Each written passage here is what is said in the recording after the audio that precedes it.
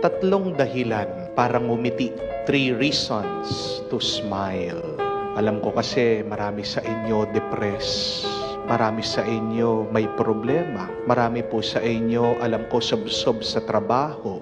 At madalas nakakalimutan ng ngumiti dahil napakaraming iniisip, napakaraming ginagawa at nabibigatan na sa buhay.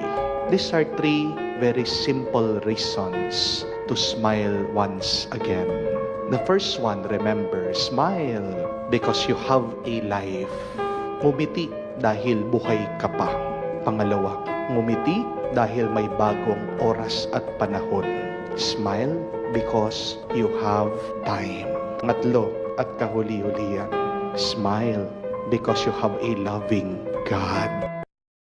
Tatlong dahilan para ngumiti. 3 reasons to smile.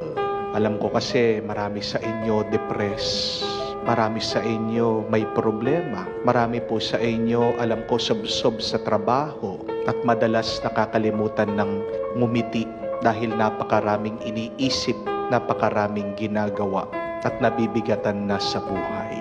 These are 3 very simple reasons to smile once again. The first one, remember, smile because you have a life. Ngumiti dahil buhay ka pa. Pangalawa, ngumiti dahil may bagong oras at panahon. Smile because you have time. Pangatlo at kahuli-hulihan, smile because you have a loving God.